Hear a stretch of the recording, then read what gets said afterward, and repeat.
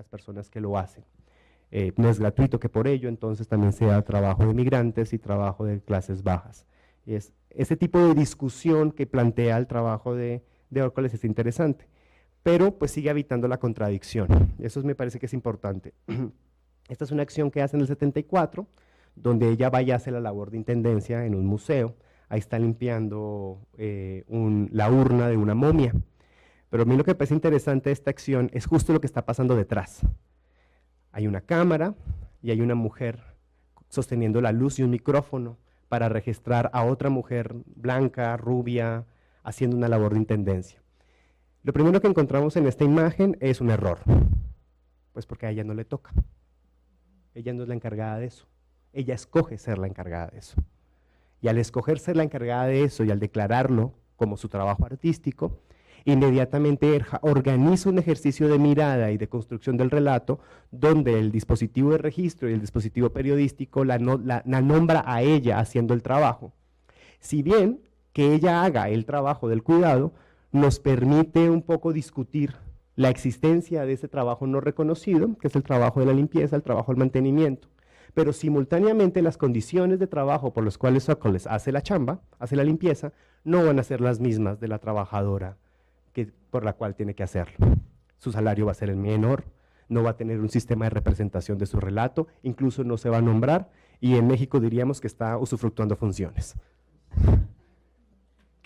O sea, sigue habitando la contradicción. Otra labor importante, pues no me quiero centrar en esto, yo no he ido a ver la exposición que hay de Tania Bruguera, que se inauguró hace pocas semanas en el MOAC. Me interesa un poco su trabajo, no tengo problemas con ella, no me termina de agradar, pero luego tiene ideas interesantes, pero como el desarrollo de esas ideas a veces como que éticamente me angustian mucho. Pero ella tiene un statement que me parece interesante, que es el de arte útil, porque empieza a pasar en esta noción algo que ya se devela en el trabajo de Ockles, y es que ¿acaso el artista hace algo que sirva, que sea útil? Que el artista no es que crea imágenes metafóricas, sensibles del mundo, está encerrado en su estudio produciendo imágenes poderosas que luego se van a instalar en los museos y van a cambiar la sensibilidad de la humanidad. El arte hace algo concreto, práctico, programático, como limpiar, como hacer la chamba de limpieza. Esa es la pregunta que haría Tania Bruguera con la noción de arte útil. Ella ahorita aquí en el MOAC está tratando de trabajar desde la idea de la ilegalidad, de lo alegal, perdón, acciones que todavía no están reguladas legalmente, pero que se pueden ingeniar para incidir en el territorio político donde está situada la exposición. Aquí lo que me parece interesante, no quisiera centrarme en esto, pero lo que me parece interesante es que aparece una pregunta que es transversal a la historia del arte, porque los artistas pareciese que su responsabilidad es solamente hacer sus obras, y que el Estado y la sociedad se deben encargar de dar las condiciones para la producción de su trabajo. Cuando Bruguera, Ockles y otros más se preguntan por lo que yo hago sirve, lo que yo hago es útil, inmediatamente empieza a haber un temblor en el estatuto de la obra de arte y la labor artística. Y lo que pasa es que el artista empieza a asumir responsabilidades de las cuales históricamente o privilegiadamente había sido relegado. Eso me parece importante ahorita cuando lleguemos al centro de mi trabajo, que es el movimiento de víctimas en Colombia. Esta imagen me gusta mucho, fue un evento que sucedió el año pasado, no se alcanza a ver bien, pero se los puedo mandar. ¿Qué ha pasado con esta pregunta y que ha permitido revisar las prácticas de los artistas? Y es que labores de artistas que históricamente no habían interpelado una pregunta feminista o la pregunta por el cuidado o la pregunta por el hacerse cargo, hoy en día están siendo leídos así. Y en este evento que hicimos, en lo que participé brevemente en Río de Janeiro el año pasado, se hizo eso. Se leyó a los artistas brasileros y se les dio sus prácticas políticas como si estuviesen, claramente estaban encargando de cosas en el momento en que estaban haciendo su trabajo, pero la lectura de ese trabajo había sido en términos de su activismo singular en ese momento. Lo que hicieron Cristina Rivas y otras colegas fue leerlo como si fuese una interpelación a la historia de los cuidados. ¿Y eso qué diría de los cuidados? Y qué hablaría de la situación histórica y singular en que cada una de estas acciones de cuidado se llevaron a cabo.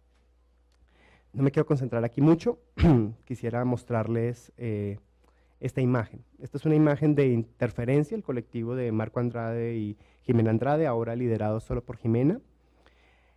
Ellos ¿qué decidieron? Decidieron tener una finca, una hacienda, dedicarse a hacer huertas comunitarias y a trabajar en dispositivos pedagógicos, pero declaran que ese trabajo es un performance cultural, que es un performance artístico, que a la vez está atendiendo y cuidando la huerta, atendiendo a sus animales, atendiendo a las plantas, atendiendo el lugar en el que viven, pero a su vez están produciendo materiales que a la vez son comida, pero que a la vez son dispositivos de discusión. Entonces me gusta esta frase en el que dice, para nosotros el queso y un volante, o sea, hacer queso de las vacas y un volante, que es el que ya les mostré, tiene el mismo estatuto de un objeto artístico. No se valora por su virtuosismo, sino que tiene la capacidad de detonar transformaciones y es un potencial pedagógico y de resistencia. Este es el panfleto. Ay, perdón. Es un trabajo que ellos hacen acerca de la autogestión. Lo que vemos acá es que ellos van haciendo entrevistas con diferentes agentes culturales de América Latina y les van haciendo preguntas propias como qué es la resistencia, qué es la autonomía alimentaria, qué es la huerta comunitaria, qué es la emancipación, y van produciendo diagramas que van informando sobre qué es aquello que los movimientos sociales están nombrando. Para ellos esto es un dibujo. Y este dibujo puede ser usado abiertamente por cualquier agente que quisiera interpelar la pregunta y puede ser rediseñado y replanteado para la situación singular en la que una lucha se desarrolle. Ok, aquí toda esta historia pues tiene un amplio marco. Se la ha llamado desde Social Engaged Art, Social Practice, Estética Relacional, Arte Agónico, Antagonista, Trabajo Comunitario. Yo he optado por la noción de artes vivas porque me gusta la tensión que hay entre práctica artística y práctica de vida, pero caemos en una tensión muy fuerte y es que estamos acostumbrados a pensar que la labor artística es una labor de lo simbólico y que es como una producción innecesaria y es un territorio de ocio, pero cuando uno se hace la pregunta por el cuidado, claramente se está haciendo la pregunta por el encargarse de la supervivencia de una vida y de una serie de vidas en concreto y de las contradicciones que el encargarse de eso concreto se enfrenta. Entonces, pensar lo artístico situado ahí no es necesariamente como lo pondría Ocoles, sino que implica hacerse preguntas sobre las responsabilidades, las éticas y sobre las capacidades de hacerse cargo del artista que lo hace. Porque Ocoles lo hacía en el territorio de su obra, pero fuera de ello seguiría habitando la contradicción como cualquier ciudadana americana de su momento histórico. Pero si su vida fuese la obra, tendría que todo el tiempo estar discutiendo por los valores poéticos, simbólicos, estéticos y afectivos de las relaciones de cuidado a los cuales se ve enfrentada. Y pues esa es la palabra incómoda, esa es Pacandé, que es, la Pacandé es la negrita y su hija, ay, olvidó su nombre, es anarquía, Pacandé y anarquía. Pues esa creo que es la pregunta interespecie que nos haría Pacandé y anarquía cuando nos miran de esta manera. Esto es en la finca de Jimena. Y es, pues ellas cómo cuidan. O sea, ellas son las que proveen la leche para que Interferencia pueda producir sus quesos y sus dispositivos pedagógicos. Pero, ok, pero ellas reciben cuidado, viven en el campo, se alimentan, pero a su vez, ellas cómo cuidan a aquellos que les cuidan. Y eso es una pregunta interesante, porque cuando pensamos en cuidado, estamos pensando en relaciones donde el tránsito de comunicación es estable o de alguna manera está acomodado a nuestra lingüística humana. Pero cuando pensamos en un cuidado en mundos más complejos, pues sucede que la interpelación que nos está haciendo Pacandé es completamente legítima. Y es, ella se está encargando también de algo. Se está cuidando algo en la relación compleja que tiene con el artista y los dispositivos de saber y de supervivencia que en común construyen. O sea, Jimena como artista y como persona que vive no podría hacer lo que hace sin que Pacandé y Anarquía hagan lo que tengan que hacer. Entonces, en ese sentido hay una relación de cuidado mucho más compleja. Eso en Colombia ha tenido, la discusión sobre las artes vivas ha tenido una gran polémica. Esto es una obra de Mapa Teatro, que son los artistas que fundaron la categoría de artes vivas en Colombia hace ya 15 años, pero me interesa un poco esta, que ustedes ya, algunos de ustedes ya la haber conocido porque interpela directamente la justicia. Esta es la acción sumando ausencias que hace la famosísima Doris Salcedo en el año 2016. Esto lo hace en octubre del 2016, después del referendo por el no, que ganó el no, el referendo de la paz en Colombia, tristemente por un pequeñísimo margen y una gran abstención electoral, el referendo a una amplísima, también una poderosísima y muy mentirosa campaña que defendía el no, pues gana el no, pero con un pequeño margen de votos, con una gran abstención. Eso es importante. ¿Qué hace Doris Salcedo? Pues una acción que está llena de conmiseración, por eso es que tal vez no me gusta. Ella está diseñando esta famosísima pieza que instaló el año pasado en el Reina Sofía, donde los nombres de los náufragos africanos que han muerto en el Mediterráneo aparecían como unos bloques de concreto, pero escritos con agua. Una pieza de una sofisticación increíble. O sea, el agua aparecía y desaparecía con los nombres de las personas que han muerto naufragadas. Ella utilizó el mismo esquema de composición que estaba preparando para esa pieza y le pidió a la organización de víctimas en Colombia que le entregara la lista de las víctimas en Colombia. Y la misma Salcedo editó qué nombres sí, qué nombres no, y convocó a la ciudadanía para escribir con cenizas los nombres en unas telas blancas para tapizar la Plaza de Nariño, que es como el Zócalo del centro de Bogotá. Antes de que ella llegara a la plaza, un movimiento social muy complejo, muy amplio y también con sus propias contradicciones, se había tomado la plaza para defender el sí, para defender los acuerdos de paz. Salcedo, aliada con el poder, con muchos congresistas y con los propios gobernantes de la ciudad de Bogotá, casi que a la fuerza les piden a los manifestantes que se salgan de la plaza, porque no podría haber ningún otro cuerpo presente en la plaza que no fuese el diseño que ella había imaginado en su cabecita de la obra. Se le discutió mucho, se le peleó mucho, se le dijo que cómo era posible, pues que también estas personas que estaban habitando la plaza pública también estaban trabajando por la misma agenda que ella se decía, y ella salió públicamente defendiéndose que la autonomía de su obra proveía la potencia política que el trabajo artístico manifiesta. Pues no hubo negociación, se tuvieron que ir, ella trabajó durante un día, se tomaron unas fotos increíbles que la hicieron mucho más famosa. Luego hubo otro problema, ella misma escogió qué nombres sí y qué nombres no de las víctimas iban a ser representados. Entonces, cuando vinieron las organizaciones de hijos y los militantes de la UP, que es una organización política que fue diezmada y asesinada en la década de los 80s, 90s, a querer participar de la acción, Salcedo les dijo que no, que sus nombres no importaban, porque no estaban en la lista que ella había editado. Entonces, aunque vemos que es una imagen preciosa, habita una contradicción y también habita un problema muy importante, y es quién decide qué es lo correcto y lo pertinente que hacemos por los otros y para los otros. Recordemos que Salcedo es la famosísima artista de las víctimas. Ella ha ganado su prestigio por hablar en nombre de las víctimas.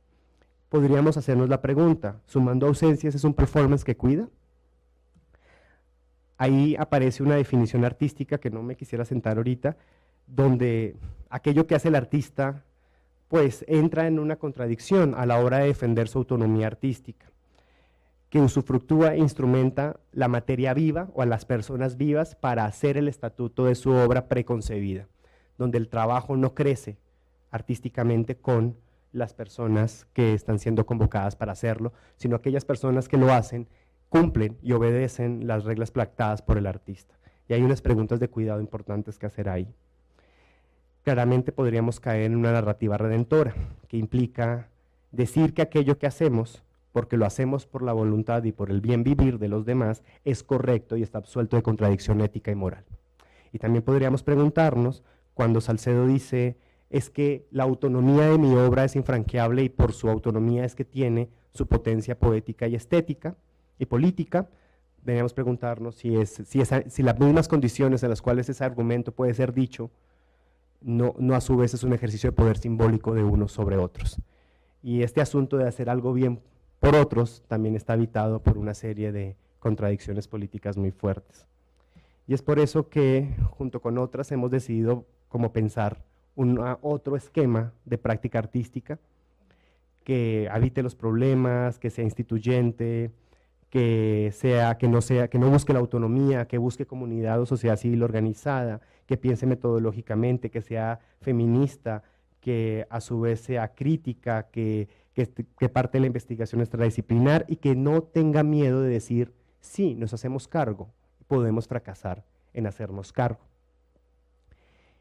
Pensando un poco en eso, conocí ya desde hace muchos años un proyecto y un performance artístico que sucedió en Barrio Antioquia, Medellín, justo en 1999. Se llama Piel de la Memoria, fue un performance cultural realizado principalmente por Pilar Reaño y Corporación Región y otra serie de organizaciones sociales. Y hay una pregunta interesante, ¿pueden las ONGs ser autores de una obra de arte? Pues aquí sí lo hicieron. Pilar Reaño estaba haciendo su tesis doctoral en Vancouver. Pilar Reaño es muy importante en Colombia porque ella hizo parte del grupo de memoria histórica, que fue fue Pilar la que construyó la metodología por el cual el grupo de memoria histórica entendió memoria en Colombia, porque su tesis, y desde Piel de la Memoria, su trabajo se concentra en la memoria del movimiento, de los movimientos de víctimas en Colombia. Entonces es muy importante que sea Pilar, y esta es la primera entrada Pilar al problema de la memoria, y a la vez es una obra de arte, simultáneamente es su tesis doctoral, y simultáneamente es trabajo comunitario. Son las tres cosas al mismo tiempo. Pilar está trabajando en Medellín y investigando cómo los trabajadores comunitarios estaban trabajando en Barrio Antioquia, piensa o ingenia de forma situada, diciendo aquí las metodologías que están haciendo los trabajadores sociales les falta algo, y es la memoria y es el afecto. Les falta un trabajo afectivo porque están trabajando desde una noción muy del trabajo social de mediados de los 90, que era que la gente que era pobre no tenía acceso a la educación y tampoco tenía acceso al empleo, y por eso veían en el narcotráfico y en la delincuencia organizada una opción de vida. Entonces estaban trabajando bajo ese esquema interpretativo, entonces todos los proyectos de intervención comunitaria iban dirigidos hacia ahí. Lo que descubre Pilar es que los jóvenes que estaban siendo beneficiarios de esos proyectos, a su vez estaban pasando coyunturas emocionales y afectivas muy dolorosas, porque eran sus propios amigos y sus propios familiares que estaban siendo sistemáticamente asesinados. En el caso de Barrio Antioquia, en el año 95, se asesinaron 1,5 personas al día durante todo el año. Y es todo el barrio, que es un barrio céntrico de Medellín, hacia el año 99 tendría una población de 2.500 habitantes. Entonces imaginemos que en el 95 se asesinaron más o menos como 600 jóvenes, quienes quedaron viviendo en Barrio Antioquia. Entonces lo que decide hacer Pilar es convocar decide convocar a Susan Lacy, que es un asunto muy raro. Susan Lacy es una artista. Esto es un video de Piel de la Memoria, esto es Barrio Antioquia en el año 99-98. Invita a Susan Lacy es esta artista famosísima del feminismo californiano. Sí. También hacía fotografía, pero performance sobre todo, performance feminista. Esta gran acción de The Rape, que hace el mapa de las violaciones y de los acosos sexuales en la ciudad de Los Ángeles, es una acción de Susan. Susan llevaba trabajando desde principios de los 90 con jóvenes y con jóvenes afro, con jóvenes negros en Vancouver y en Oakland. Invita a Susan y Susan no entiende ni papa. No habla español, no conoce ni entiende la violencia delincuencial del narcotráfico post Pablo Escobar en Medellín, no entiende las lógicas de precariedad, entonces no sabe qué hacer. Eso es importante. Pero Pilar sí. Entonces hacen una serie de grupos de trabajo interdisciplinar con organizaciones sociales, trabajadores sociales, líderes comunitarios, jóvenes, madres, Susan y Pilar. Y Pilar lo que hace es contarles ejercicios que ella hace como artista. Y encuentran que los objetos de memoria son objetos que son transitorios, significan algo durante un momento donde esa memoria es importante para la persona que lo recuerda, pero después con el tiempo esa memoria puede transformarse y por lo tanto el objeto puede perder valor simbólico. Pero en ese momento, del año 98, que estaban en Barrio Antioquia, se dieron cuenta que había un conjunto importantísimo de objetos que emanaban energéticamente, afectivamente, relatos acerca de la vida y la muerte en el barrio. Entonces deciden hacer un museo, pero el museo lo iban a hacer un museo fijo en una casa en el centro del barrio, y eso era un pleito, porque había por lo menos 5 bandas delincuenciales de jóvenes habitando en el mismo barrio, y que no permitía que la gente cruzara entre calle con calle. Entonces al final deciden hacer un bus, se llama el bus Piel de la Memoria. Ese bus, en vez de esperar que el público venga a verle, fue un bus que fue a buscar a la gente. Durante 8 meses de trabajo comunitario se escogieron objetos y relatos, que son esos que están viendo, y estas personas prestaban su objeto. Este objeto era narrado, se le hacía una ficha donde se narraba su historia de memoria, y se disponía en este bus museo. El bus duró solamente 10 días, pero generó un tipo de impacto afectivo tan complejo y poderoso para Barrio Antioquia que durante 6 meses posteriores no hubo un solo asesinato. ¿Qué es lo que está pasando aquí? Que es algo que me interesa mucho. De hecho, yo dediqué mi investigación doctoral a escudriñar específicamente cuál fue el día a día durante 5 años de trabajo que entre las organizaciones sociales, Susan Lacey, Pilar Riaño, Luz Adriana Ardila, que era una gran líder comunitaria, y otra gente empezó a hacer. ¿Qué fue lo que se logra aquí? Hay un elemento importante. Las estrategias del arte son usadas para generar interacciones afectivas, no para ser situadas en los lugares de legitimación de la obra de arte, y eso es importante. Aquí lo que más importa es la vida conflictiva de ese barrio, y toda la atención está en no producir una confrontación armada entre la delincuencia organizada del barrio, pero tampoco cancelar que esa delincuencia organizada son los propios habitantes de ese barrio que están atrapados en la categoría que propone Pilar, es en torbellinos de venganza. Porque cada uno de estos jóvenes, y aquí, justo voy a parar aquí, porque quiero que veamos esto. Cada uno de estos jóvenes está atrapado en una lógica de ser amigo de, ser filial a, por lo tanto odiar a, por lo tanto trabajar para. Pero si tu amigo ha sido asesinado, te comprometes en un acto de venganza por aquel que ha sido asesinado, por lo cual vas a producir otro asesinato. Y eso es un torbellino que comenzó desde la muerte de Pablo Escobar, del año 93 hasta el año 98. El pantalón que están viendo es el pantalón de Tuñeco. Tuñeco es el más importante asesino de Barrio Antioquia. ¿Qué pedo con Tuñeco? O sea, Tuñeco es balaceado en la esquina de su casa, cuando sale de la casa de su novia, va caminando, pasa unos jóvenes en una moto y lo masacran y muere ahí. Lo recogen, se lo llevan a Protección Civil, pero su pantalón queda ahí, y queda ahí por varios días, nadie lo toca. Su novia y su amiga deciden ir a tomar el pantalón de Tuñeco, lavarlo y guardarlo. Y cada uno lo guardaba, una semana la otra. También hay un régimen patriarcal ahí. El cuento es que así aparece el pantalón de Tuñeco en el museo. Un elemento importante es que Susana y Pilar decidieron no colocar ningún signo como cédula, sino dejar las cosas para que, ahorita van a ver, los guías se encargaran de activar los relatos según las necesidades de las personas que entraban a ver el museo, que eran los propios habitantes del barrio. Todo el mundo sabía que este era el pantalón de Tuñeco. Y ver a Tuñeco ahí era una gran contradicción, pero si Tuñeco era el asesino, ¿por qué Tuñeco está honrado en un museo de la memoria dolorosa del barrio? ¿Qué se está jugando ahí?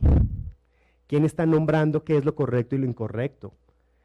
El argumento de las artistas y el argumento comunitario era que Tuñeco era tan importante para la vida y la muerte de Barrio Antioquia que tenía que ser relatado. No podía ser negada su representación. La otra persona que también implicó una disputa fue esa foto que ven ahí, que es Milton. Milton también era un líder de un grupo armado, de un grupo de delincuencia organizada. Milton fue asesinado en mediados del año 98. Yo nunca conocí a Milton, pero la historia de Milton me ha marcado tanto que pues por eso decidí que mi trabajo se iba a concentrar durante varios años sobre Piel de la Memoria. Milton decide dejar las armas, entrar en este proyecto de trabajo comunitario donde decían que eran jóvenes, que no tenían educación y que por eso eran violentos. Comienza a trabajar ahí y muy rápidamente, por sus propias capacidades idiosincráticas, se convierte en un gran líder juvenil. Y es Milton el que va y pone su cuerpo y la cara con todos los otros jóvenes armados de Barrio Antioquia y negocia que Piel de la Memoria pueda ser realizada. Milton trabajó en diferentes grupos de trabajo sobre la memoria, dijo cosas muy interesantes como dijo, yo ya estoy perdido, deberían trabajar por los chiquitos. A su corta edad de 17 años ya era padre de un hijo de 3 años. Milton fue asesinado un domingo después de que llegó de un grupo de trabajo con las organizaciones sociales. El asesino entró a su casa, la habitación de Milton era al final de la casa, entra a la casa sin pedir permiso, se va hasta el fondo, lo asesina al lado de su hijo y se va.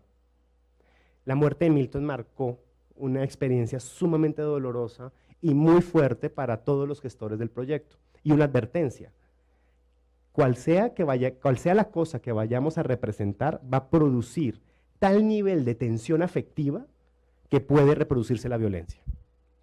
Entonces, casi que el bus museo fue dedicado a Milton. ¿Qué se decidió hacer? Se dan cuenta que hay como una serie de bombillos. Se decidió sacralizar el museo, o sea, del objeto mundano como la camiseta, el pantalón, el papel, el recorte de prensa que está guardada en la casa, la fotografía que está guardada en la casa, irla a poner en un espacio donde el dispositivo escénico del museo produce una experiencia sacralizante. Y esa experiencia sacralizante no es gratuita. No sé si saben, Medellín es excesivamente católica, es una comunidad y una ciudad muy católica. El capellán del barrio fue una gran agente que promovió que Piel de la Memoria también pudiera existir. Miren la cantidad de gente que hacía fila para entrar. Y lo que termina pasando es el gesto. Las personas entran e encuentran los dolorosos objetos de su memoria colectiva, pero puestos en un lugar como protegidas por un halo de lo sacro. Y ese halo de lo sacro producía un impacto sensible en sus cuerpos, que si bien producía resentimiento, generaba una gran complejidad afectiva en la manera de transmitir y elaborar la emoción. Y ese fue el éxito de Piel de la Memoria. ¿Qué pasaba además? Se necesitaba como tubos de escape para esa tensión emocional que se estaba produciendo a la hora de visitar el museo. Y lo que se hizo fue que se pidió a cada visitante que escribiera en una carta su experiencia del museo, en una carta anónima. Y que esa carta anónima, en este carnaval que se hizo en el último día del proyecto, fuese repartida por todo el barrio. Como les dije, tenía 2.500 habitantes el barrio, se recogieron 2.000 cartas. Y se repartieron 2.000 cartas a todo el barrio. Ok, tienen estas frases de paz y amor, y etcétera. Yo alcancé a revisar el archivo de las cartas, y si bien no hay una elaboración muy sofisticada de lo que es el afecto y las emociones y la elaboración del duelo, sí lo que hay es una gran franqueza. Y ahí se devela la imposibilidad de encargarse plenamente del dolor y de las contradicciones políticas que implica ese dolor en la situación propia del barrio. Piel de la Memoria se convirtió en una acción icónica, ha sido múltiples veces citada en la historia cultural colombiana, muchos artistas han vuelto a citar Piel de la Memoria, pero hay que decirlo muy francamente, la estrategia fracasa cada vez que la vuelven a hacer. ¿Por qué fracasa? Porque le falta ese momento íntimo y concreto de las personas que se reunieron durante más de 4 años a imaginar qué hacer. Y la complejidad y la densidad de pensamiento que tuvieron esas personas durante ese tiempo implicó la cauta decisión formal y performativa que produjo el trabajo. Por eso es artístico, como comunitario, como pedagógico, como histórico, todo simultáneamente. No se le puede decir, es que esta parte es el arte, esta parte es el trabajo de los trabajos comunitarios y esta es la parte del artista. No se puede, porque la estrategia fue tan compleja que pudo hacerse cargo de una manera situada y con gran conocimiento de causa. Entonces, para poderla replicar, de hecho no tendría que replicarse un bus museo, Tendrá que encontrarse la estrategia situada que permita la elaboración de esa memoria y las contradicciones de esa memoria en las propias configuraciones de una comunidad. Bueno, eso es cuidado, eso es encargarse, eso es elaborar una práctica del cuidado. No me quiero un poco situar, solo muy rápido. Ok, vamos a llamar a esto cuidado y le vamos a reconocer los rasgos del cuidado. El problema es que el cuidado está configurado ideológicamente y de construir el cuidado es muy complejo, porque como le comencé diciendo, cada uno y uno de nosotros aquí sabe de cuidado y es importante que se le reconozca que sepa. El pedo es que cómo construimos una definición común. Es muy difícil porque depende también de nuestras propias experiencias y también de nuestras propias agencias y de nuestras propias vindicaciones. Entonces está configurado ideológicamente. A mi modo de ver eso no está mal.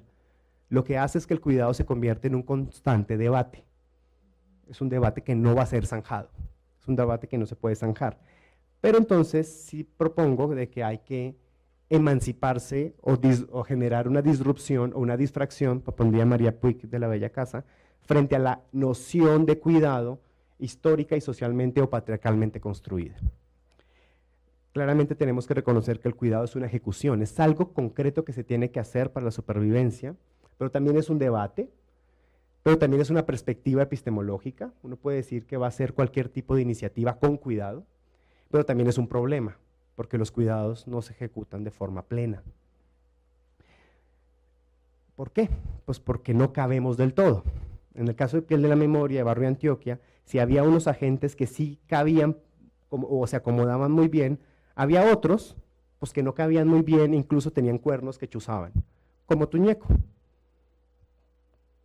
que estaba ahí, pero no cabía. O sea, su forma de hacer parte era no haciendo parte y siendo aquel que producía la tensión violenta en la propia comunidad. No le podemos cancelar su participación, era importante que el pantalón de Tuñeco estuviera, pero había que encargarse de las púas que eso producía. Eso nos lleva a pensar un poco, como diría María Puig, en que hay que pensar desde una perspectiva feminista el cuidado de una forma disruptiva. O sea, pensarlo no de una forma que sea consecuente a lo que sabemos que es el cuidado, sino que es algo que constantemente se está deconstruyendo y se está reflexionando y se está aprendiendo, y que a su vez nos hace pensar en que es revulsiva, que el cuidado es una práctica revulsiva. Y me gusta mucho esta noción que está proponiendo María Puig a través de Donna Haraway, que nos hace pensar en vidas más que humanas, como Pacandé, como el pantalón de Tuñeco. Pacandé es una vaca, el pantalón de Tuñeco es un objeto animado, pero las dos se constituyen como entidades vivas en relaciones mucho más complejas que solamente humanas, pero que participan de esas relaciones y que merecen vivir en sus propios términos. Ahora, si sus propios términos son violentos, tenemos un problema y habitamos ese problema. Y yo propongo también que se necesitan cuidados irreverentes, o sea, los llamo cuidados de las incompetencias. Joan Tronton, y ya quisiera un poco ir a la definición de Joan Tronton, nos propone que el cuidado es una práctica concreta, o sea, algo que sí hacemos y que sabemos hacer. Puede que yo no lo sepa, pero puedo reconocer que no lo sé, entonces puedo decirle a alguien más, hay que encargarse de eso, yo no soy capaz, tú sí sabes, encárgate.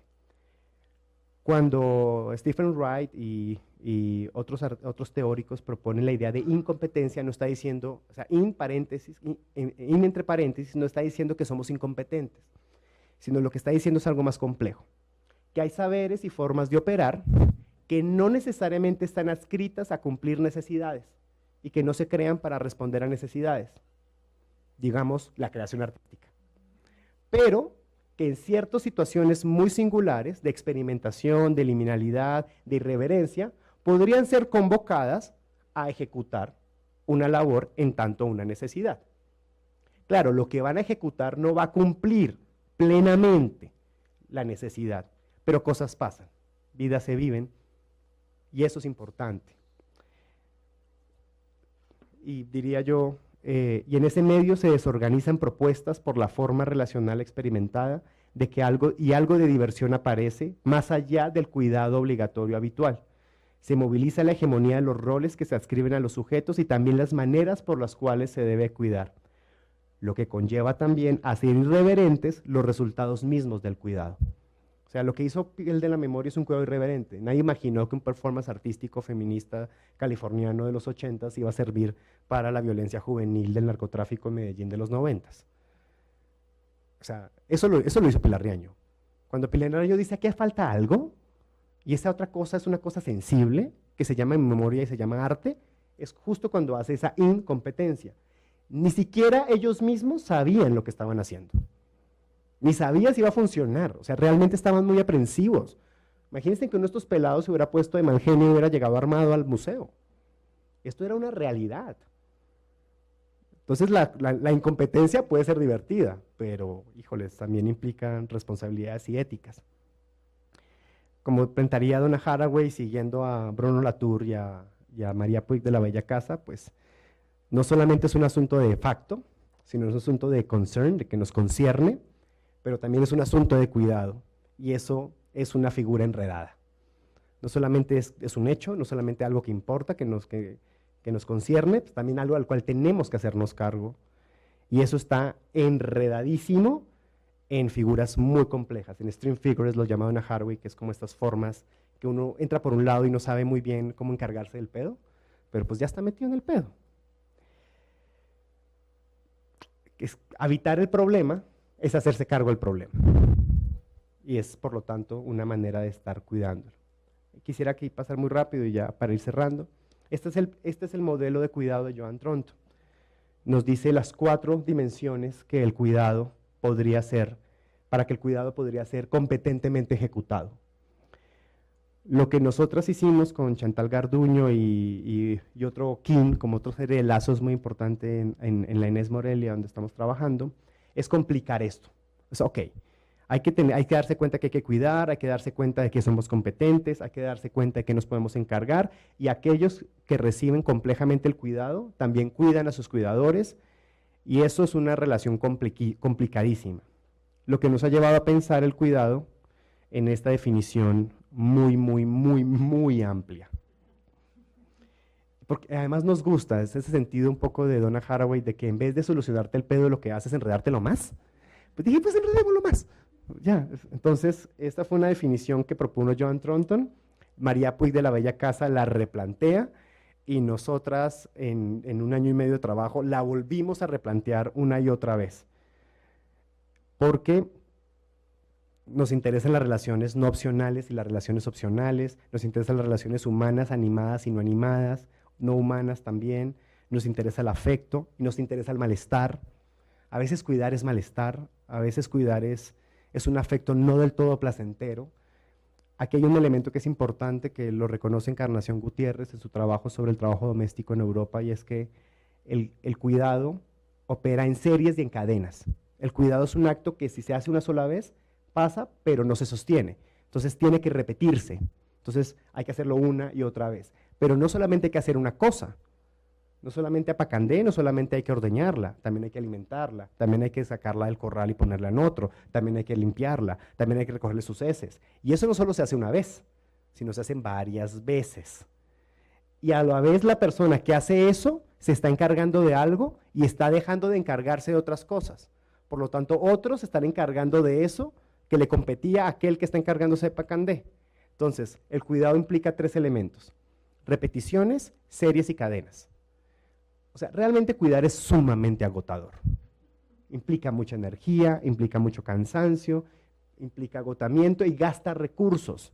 Gasta muchísimos recursos emocionales, físicos, económicos, para generar las condiciones de supervivencia. Claramente Joan Tronto dice, la economía y el mercado neoliberal es anticuidado, porque lo que le quiere es acumular recursos, y lo que hace el cuidado es gastárselos. Y ni siquiera es que se quede un ahorrito, no, eso también se va. O sea, la cosa se gasta, las energías se gastan. El cuidado es puro movimiento de energía.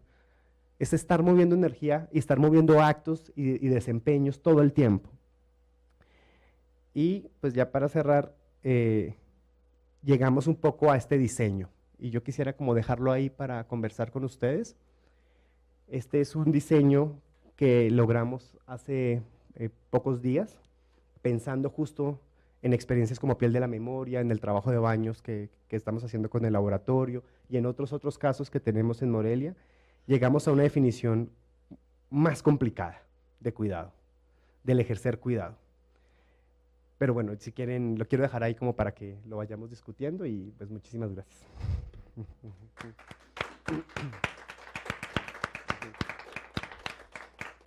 Nos recomendaron que para hablar necesitamos el micrófono. No, en realidad estaba también otro, ¿no? Vale, Lucía, vamos a pasar no te preocupes, porque así David se queda con el suyo y ¿quieres comentar algo antes de pasar el micrófono?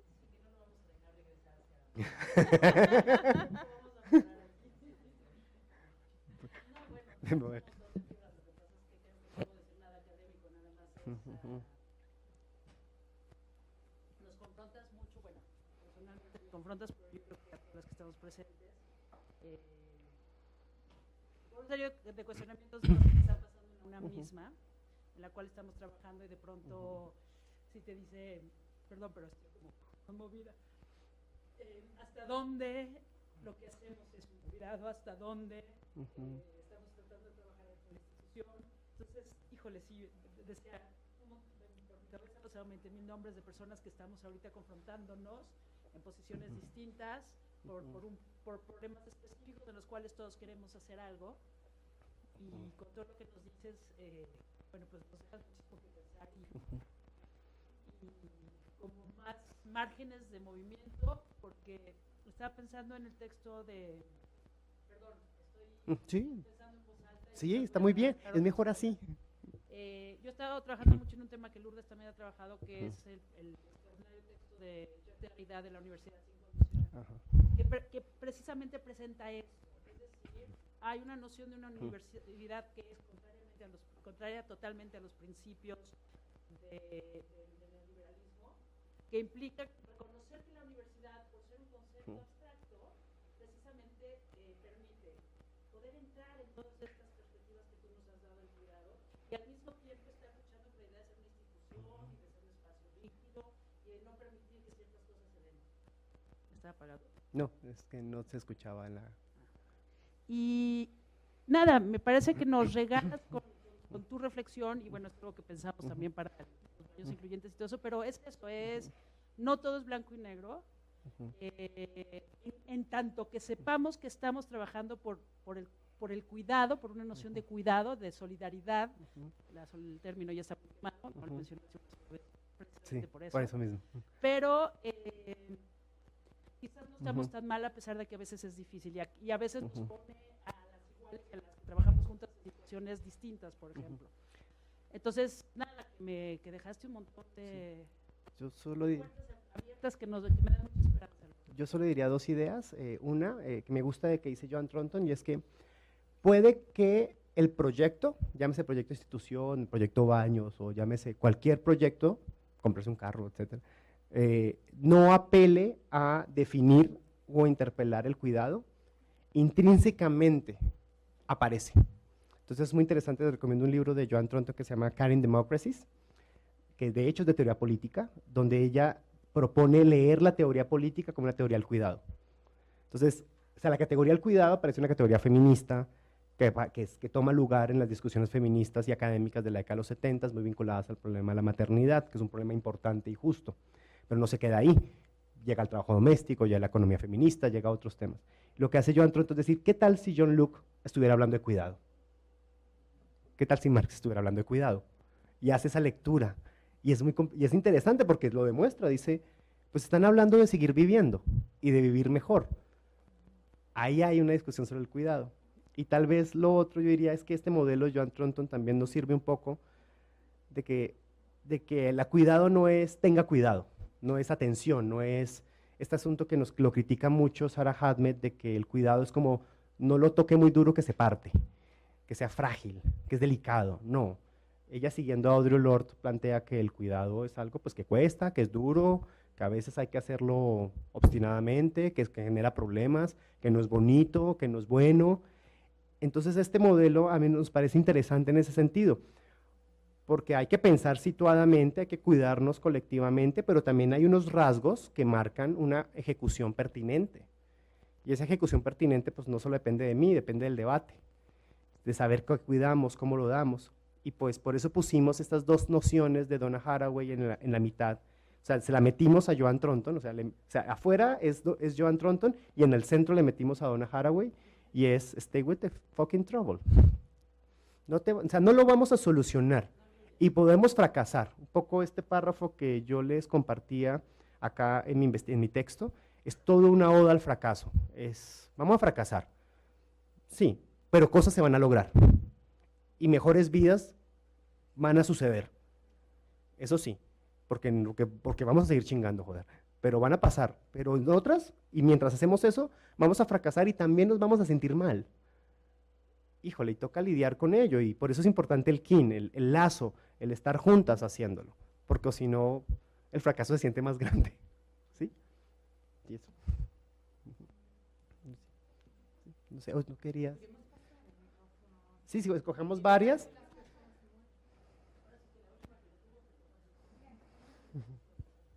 Ajá.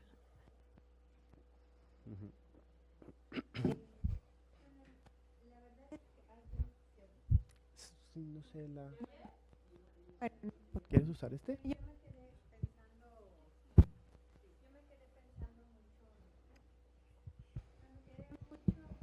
pensando como todos los significados del pantalón De Tuñeco.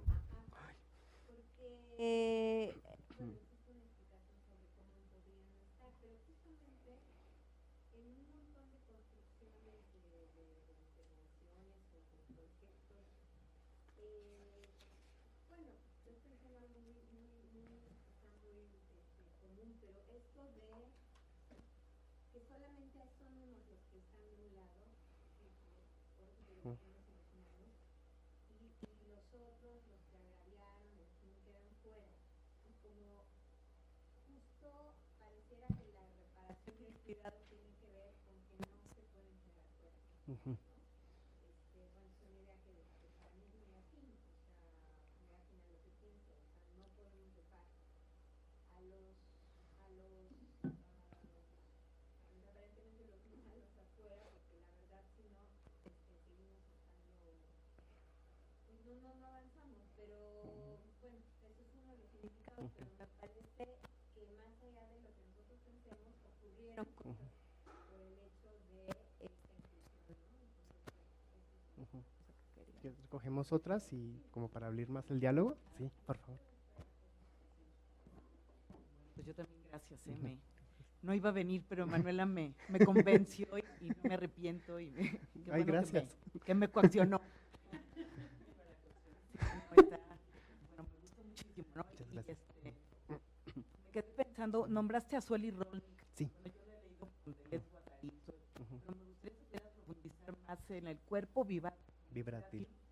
porque bueno, me lleva a las emociones estas feas de las que también hablas, que tienen que ver con la contradicción, pero bueno, no sé si entendí bien, si es por ahí por donde vas. Y por otro lado, pues esta parte de la ética, ¿no? Que tiene que ver también con nosotros desde este lado, pues con universidad sin condición, sin coartada, sin ningún tipo de interés, ¿no? Pero también con esta parte ética de congruencia, del cuidado de los otros, no sé si también podríamos pensar en la figura de la alteridad, pero no como la producción de lo otro, sino como esa cuña que permite la aparición del otro para hacernos cargo y cuidarlo también. Por eso por un lado. Y por el otro lado te quiero preguntar si tú estarías de acuerdo en, bueno, yo desde lo jurídico he estado pensando mucho en cómo darle un valor mercantil a ese trabajo de cuidado para llegar a situaciones de justicia, ¿no? Por ejemplo, una compensación por equidad en una situación de divorcio. ¿Me explico? O sea, darle un valor mercantil. Económico, digámosle económico. Sí. Sí, es que mercantil implica otra cosa. Sí, económico, sí. Y cuando el trabajo de cuidado es, no sé si llamarle inmaterial o simbólico, que tiene que ver con afectos, con la contradicción y con esta parte, como decía, series, cadenas Y repeticiones, series y cadenas. Ajá, sí. Pero cuando eso tiene que ver con aspectos con el tiempo también, ¿no? Sí. Con el tiempo del cuidado. Ujú. Entonces, ¿tú cómo lo nombrarías trabajando en argumentación? Si pudiéramos argumentar desde lo político, ¿no? Porque Claro. estamos hablando de lo político y lo jurídico. Ujú. No, es muy interesante. Lo primero que yo diría es que todas esas discusiones las hemos estado teniendo y de alguna manera intentaron crear esta imagen. Esta imagen sigue estando, como les dije, como comencé al principio, siendo inestable. Realmente la logramos ayer a las 3 de la tarde y la presentamos en un coloquio, en una clase de la ENES en pedagogía a las 4 de la tarde y a las 5 de la tarde ya estaba deconstruida. Entonces fue así como de, ay, yo ya me tenía que venir, entonces dije, no, ya, dejémosla así, y luego nos sentamos y la seguimos marcando. Pero ahí aparece algo que es importante. Arriba aparecen los lazos, el kin, los lazos que nos conectan, y eso tiene que ver un poco con Tuñeco. Las relaciones que se tenía con Tuñeco en esa situación singular de Barrio Antioquia a mediados de los 90 no era una relación libertaria, era no opcional. O sea, no, la gente no decidía no tenerla, no, ya la tenía, casi que estaba forzada violentamente a tenerla. O sea, estaba forzada violentamente a sentir miedo de la presencia de Tuñeco. Y eso es clave. Y eso tiene que ver con una complejidad de coexistencias violentas propias del negocio del narco, propias de la situación de precariedad y desigualdad crónica que habitaba y sigue habitando de alguna manera Barrio Antioquia. Tiene que ver también con el propio Tuñeco, pero no del todo. O sea, sí Tuñeco es culpable de lo que es culpable, no lo vamos a excusar, pero no del todo. O sea, hay otras cosas que están pasando ahí que es un problema. Entonces, esa es una relación dada, no escogida. Si uno quisiese develar la situación afectiva de su presencia y de su quehacer en la vida de los otros y de los otros en su propia vida, pues tendría que ser nombrado, tendría que aparecer. O sea, estar en la bronca, estar en el problema, es decir, no podemos ignorar a Tuñeco y decir fuera los malos. O sea, no. Esos que caben no cabiendo, violenta y agresiva y asesinamente no cabiendo, pues también están ahí y pues tienen que ser nombrados. Y el ejercicio de la culpa se vuelve un ejercicio muy complejo en términos de lo jurídico. Yo investigué qué pasó en términos jurídicos en Barrio Antioquia. Lamentablemente hay que decirlo, la impunidad era muy grande. Estos jóvenes que eran capturados por la policía y luego eran procesados, la misma organización delincuencial le tenía abogados para liberarlos. Entonces, como que el ejercicio de la ley no estaba funcionando muy bien. Tengo un montón de relatos que pude en la etnografía recoger de lo que fue esos 90, fue muy difícil, pero la presencia siempre iba a estar, y si no iba a estar ese, iba a estar otro reemplazándole. Entonces era importante apelar a esa presencia. Por el otro lado, justo yo construí una categoría siguiendo a Suelí. Yo he querido mucho a Suelí, he sido muy cercano a Suelí durante muchos años. Su noción de cuerpo vibrátil me interesa mucho. No lo trabajé aquí, pero hay un texto que trabajé ya hace unos años que se hizo justo para el coloquio de La Paz, de Culturas de la Paz, que se hizo en Colombia en el 2015, donde proponía la categoría arrozudez. Arrozudez es como piel de gallina. Es una experiencia somática que viene de la categoría de cuerpo vibrátil de Suelí.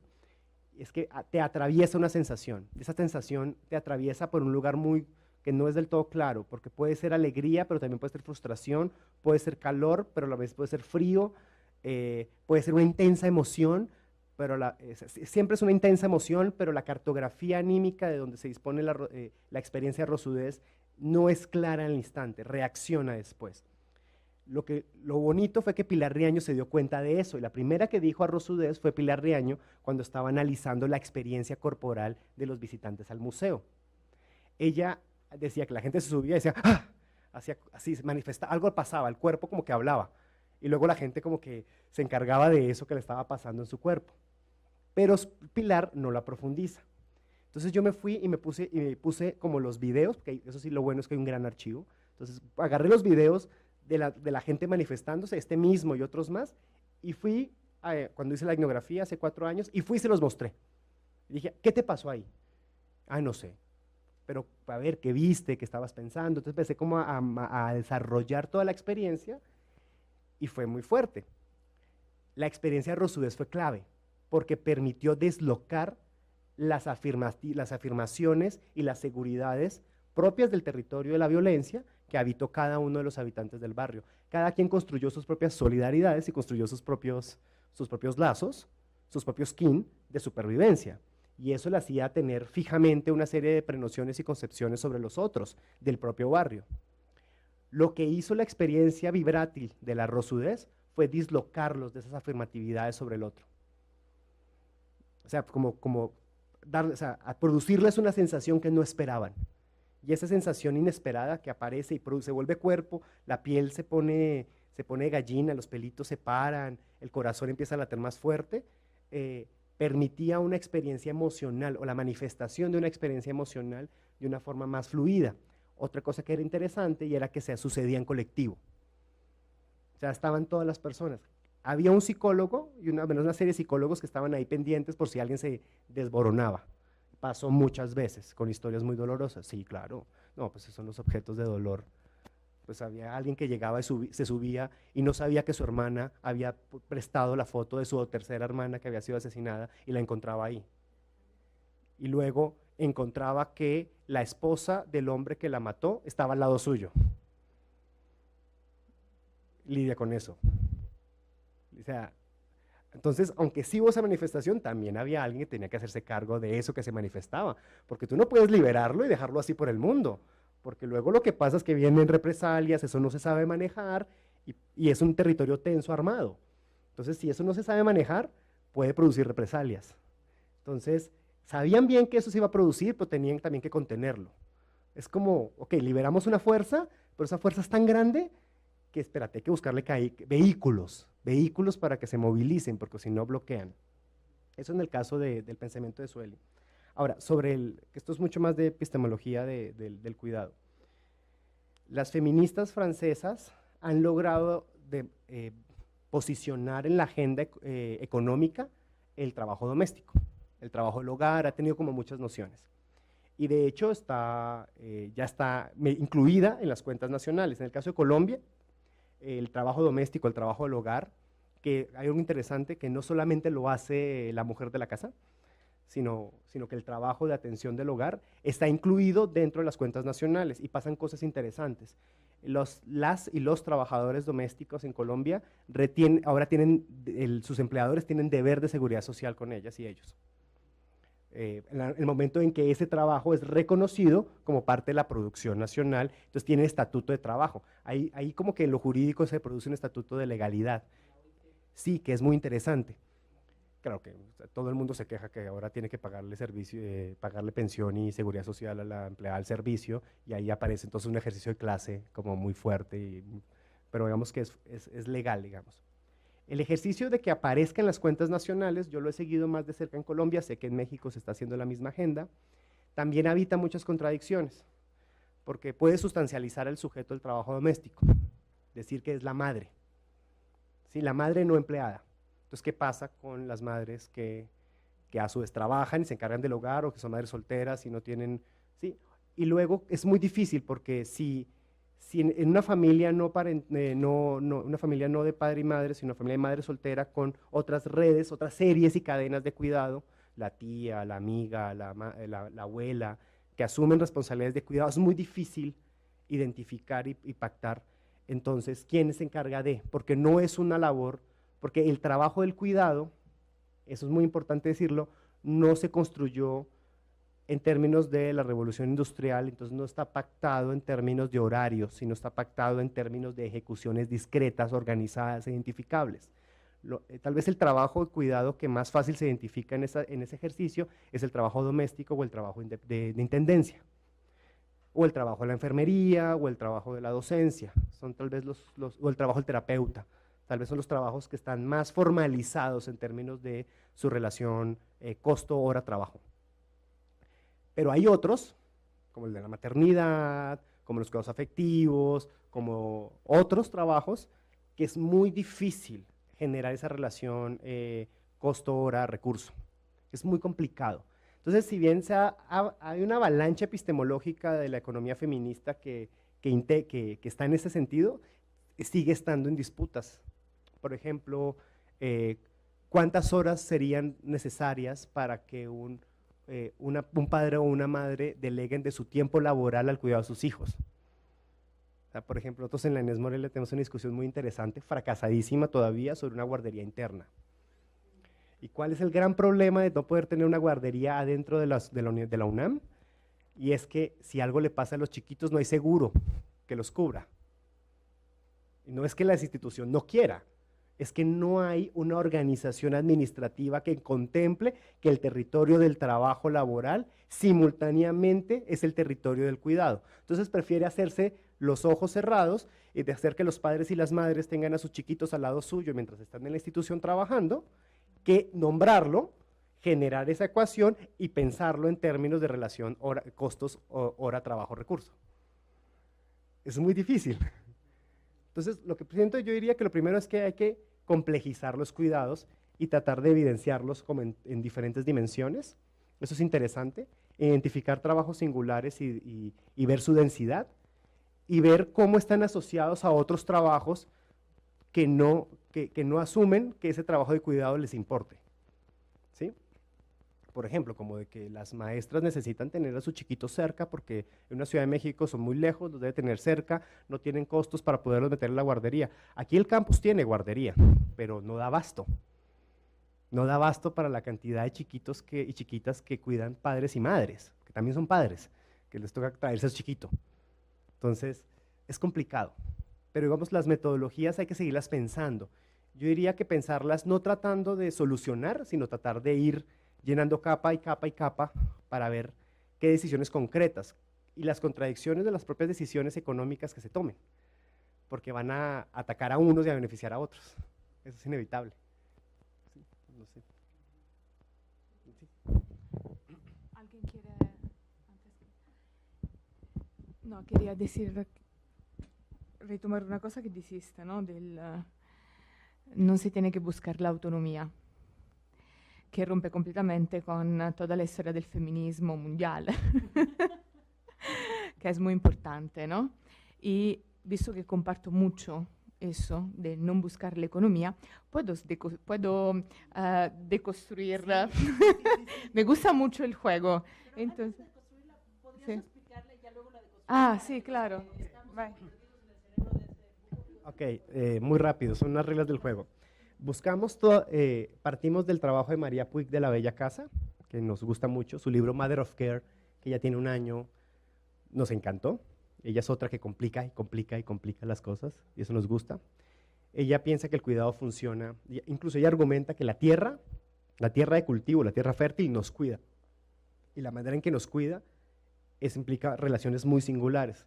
Entonces, claro, trabaja desde una epistemología feminista. Ok. Entonces empezamos a identificar como elementos. Se supone que este es como el marco principal y este punto verde del centro es este punto verde del centro. Entonces esto es como el momento de la reflexión del cuadro de las competencias, las responsabilidades y las recepciones y esas éticas. Entonces lo que pensamos fue diferentes elementos propuestos por María Puig que nos ayudan a pensar y a reflexionar de manera situada en las prácticas de cuidado a través de unas líneas de fuerza o una serie de operaciones somáticas, afectivas o de la teoría crítica. Claramente nos interesa la teoría queer, nos interesa el ejercicio de la reflexividad constante, nos interesa la idea, esto es muy bonito, que propone Donna Haraway, que es no reírse de, sino reírse con. Entonces, cuando uno se ríe de algo que hace parte de uno. Eso es lo que uno se quiere, es enfadar un poquito de eso. Y el ejercicio de la crítica, y lo que era muy importante es la vulnerabilidad. Los elementos, ¿cuáles son? María Puig propone 3 operaciones, es pensar con, disentir con y pensar para. Siempre pensando que el cuidado es una práctica relacional. O sea, tú te relacionas, son relaciones complejas, son relaciones de interdependencia, por eso la interdependencia está arriba. Uno está con otros, encargándose, cuidándoles, nos están cuidando y estamos interdependientemente coexistiendo. Joan Tronton propone que el cuidado es para vivir mejor. Donna Haraway propone que el cuidado es para vivir y morir en los propios términos. que es diferente, pero muy cercano. ¿Cuáles son los propios términos? Por ejemplo, la eutanasia. ¿Es una buena o una mejor muerte? ¿Es una peor muerte? ¿Quién la decide? Y las discusiones sobre la eutanasia son muy interesantes en relación del vivir y el morir. Además asumiendo que tomaste una decisión en un momento y luego la vas a seguir sosteniendo. Es como casarse. Uno asume, toma una decisión y quién sabe si uno la va a seguir sosteniendo. Ok, entonces lo que hicimos fue complicar, identificar los términos que nos interesan y buscar qué relaciones encontramos entre ellas. Por ejemplo, la relación entre el afecto y el vivir mejor nos parece que es una relación que tendría que ser crítica, pero a veces tendría que ser humorística. O sea, como todo esto que les cuento de esas sensaciones alrededor de piel de la memoria, podría perfectamente ser, tomarse con un poco de desenfado, como para no volverlos de que les vamos a cambiar la vida, van a estar muchísimo mejor. No, sucedió algo importante, pero eso no canceló la violencia crónica de Barrio Antioquia, ni de Medellín, ni de ellos mismos. Pero pasó algo que fue bien, que estuvo bien, que fue pertinente, ¿sí? Por ejemplo, pensamos mucho en ese asunto de disentir. Se supone que en el cuidado hay una autoridad que sabe qué es lo que es correcto.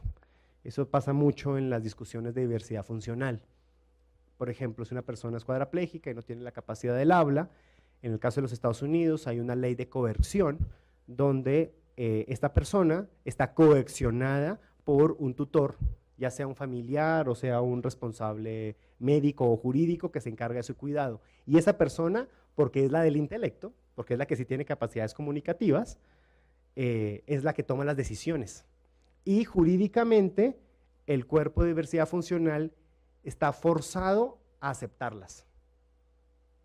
El asunto es que pues, los cuerpos reaccionan y dicen que no.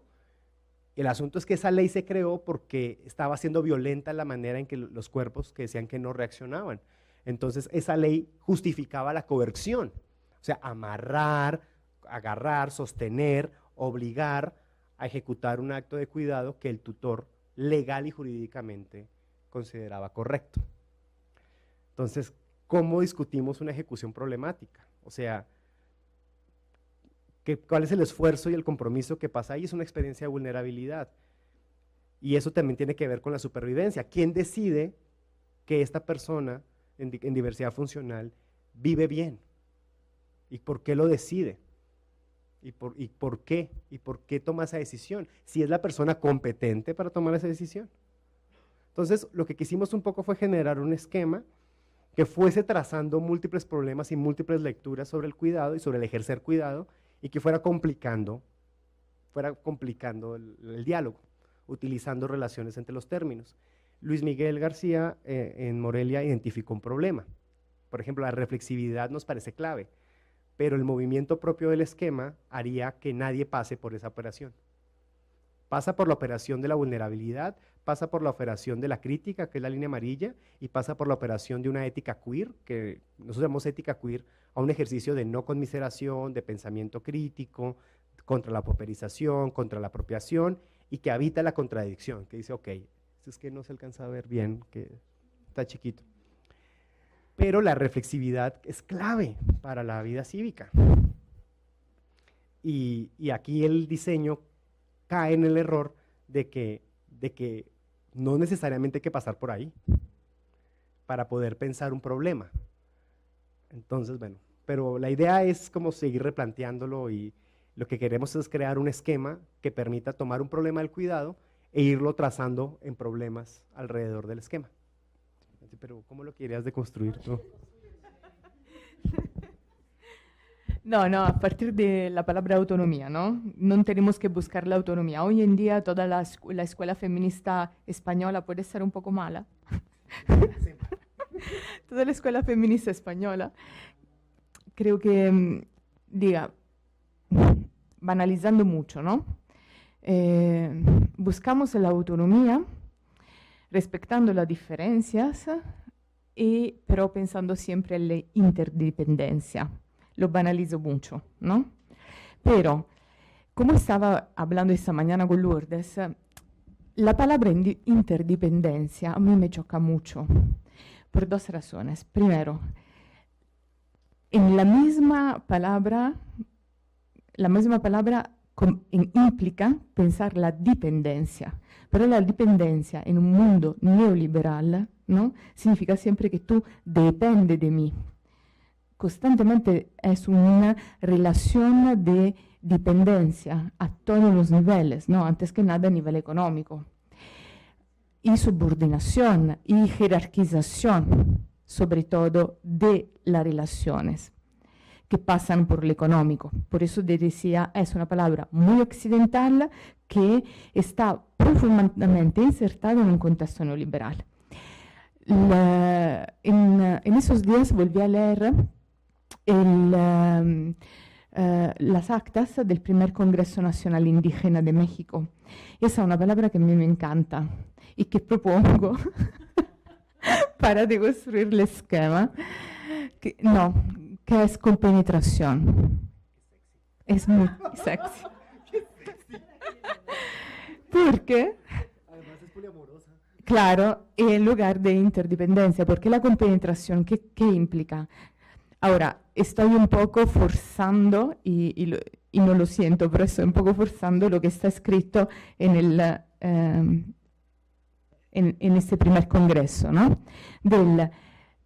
Yo non dependo di ti, e che mi misma existencia, mi misma vida, non puede ser sin ti. Es completamente diferente, te cambia el plan de la cuestión respecto de dependencia e interdependencia. Es que mi misma vida, mi misma existencia no puede depender sin ti. Me parece revolucionario, ¿no? Me parece revolucionario y pienso que lo estaba volviendo a leer el acta y digo, ¿por qué no lo hemos retomado con toda la fuerza que tiene? ¿Por qué no lo hemos pensado bastante? No, pero está bien para deconstruir la cosa. Y otra cosa, cuando tú hablas del dislocarnos de ser demasiado afirmativas respecto del otro. Estoy de acuerdo y también en la deconstrucción de la figura del enemigo, porque para salvarnos de la violencia se tiene que aprender a deconstruir la figura del enemigo, ¿no? Y con Adriana la otra vez estábamos hablando de eso y le decía, sí, pero durante el temblor del 19, quien te salva la vida non è tu compañera con la cual vas a la marcha a favor del aborto, sino tu vicina de casa que non te cae bien, por ejemplo. Pero en este dislocar, sí, ¿no? Le pasó a Lucía también. Pero en este esfuerzo de dislocar la afirmatividad sobre el otro, es muy peligroso para nosotras mismas, porque, por ejemplo, te cambia a otras dinámicas sentimentales, como la dinámica, por ejemplo, del enojo. Últimamente a mí me está pasando, por ejemplo, y el enojo es una palabra clave, porque creo yo, ¿no? Últimamente me está pasando desde hace unos meses que no logro enojarme más. Es como está anestetizada esta parte de mí, porque de inmediato pienso a las razones del otro. De inmediato.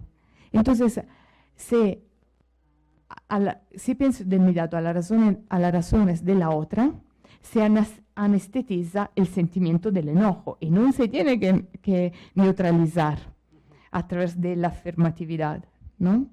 Nada, solo para compartir. Yo estoy de acuerdo contigo. Yo pensaría que hay que descolonizar este mismo diagrama en el sentido en que está siendo pensado en un territorio. Ok, estamos comprometidas las personas que estamos implicadas en esto, en la cotidianidad en Morelia, la cotidianidad, los problemas de los baños, los servicios de cuidado, las mismas violencias administrativas que cohabitamos todos en toda vida institucional, porque está en toda vida institucional. Y bueno, ok, pero también hay que decir que esta primera versión que les compartimos es una versión académica. Es una versión que surge de un seminario que trabajamos durante todo el semestre, que llamamos Goce Tentacular, donde la clave central del pensamiento ha sido Donna Haraway.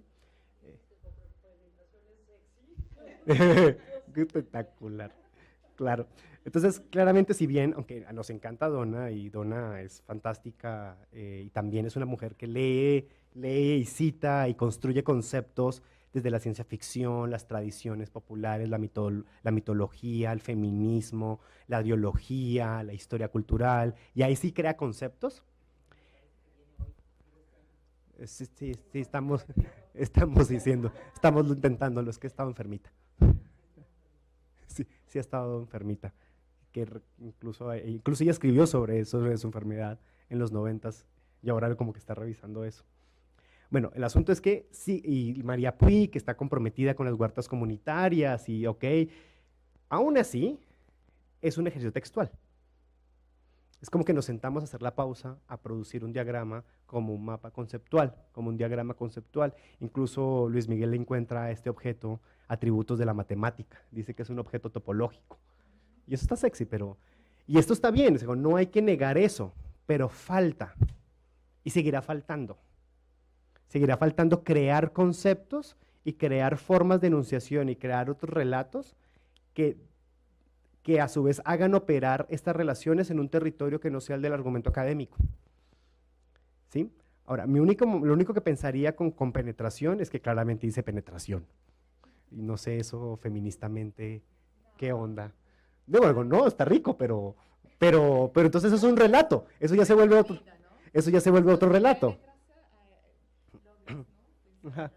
Claro, pero entonces Donna propone otra categoría que podríamos poner ahí, que de hecho es la categoría que ella define como interdependencia, que es simpoiesis. No sé si la conocen. La categoría simpoiesis es muy bonita porque viene de la biología. Esto comienza con un análisis que hace Donna con su libro Companion Species, que es como especies de compañía. Ella detesta la categoría mascota, le parece la cosa más violenta y horrible del mundo. ¿Por qué no? Porque pareciese que estuviese subordinada, esa entidad viva está subordinada, subalternizada para ser mi fetiche que me acompaña y me hace sentirme más bonito. O sea, imagínense en Paris Hilton y su perrito, esa cosa tan violenta, no. No. Entonces ella dice, no, nosotros estamos compenetradas con otras especies. De hecho, Donna en Companion Species dice, ella habla de su companion species que se llamaba Cayenne, que murió hace 1 año y medio, Cayenne, ya de vieja, porque estuvo muy bien cuidada. Cayenne, su perra, ella dice, we have intercourse. Entonces, claro, ya imagínate los zoologofóbicos, ay, ¿qué está diciendo? No, cuando ella está diciendo intercourse es que ella convive con Cayenne. Cayenne convive con ellos, y Cayenne dormía en la misma cama que Ron, la pareja de Donna y Donna. Y pues los pelos de Cayenne están en la misma cama donde están los pelos de Donna. Las células de Cayenne están al lado de las células de Donna. Se acarician, duermen abrazados, los tres, en poliamor.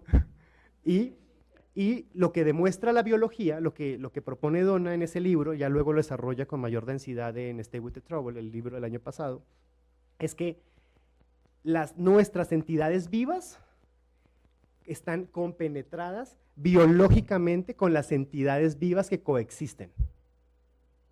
O sea, las células de Cayenne están integradas en el cuerpo de Donna y las células de Donna están integradas en el cuerpo de Cayenne. Y las transacciones simpoiéticas, como de producción colaborativa entre cuerpos y de subsistencia entre cuerpos, es mucho más compleja, porque entonces las defensas de Cayenne son leídas en el marco genético de Donna y eso produce una relación de supervivencia. Es un mecanismo adaptativo y mecanismo de supervivencia.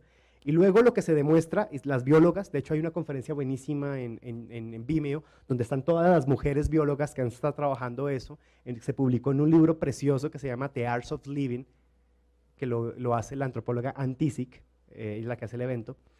Todas estas biólogas lo que demuestran es que algo que Donna ya había dicho en este libro Companion Species, we have never been humans, nunca hemos sido humanos. Eso que decimos ser humanos, mi entidad genética única, que es mi código cromosomático, que me define mi cuerpo y me define mi entidad en el mundo, pues es una cosa que en sí misma no existe. Existe solo en la correlación de otras entidades vivas que existen alrededor mío.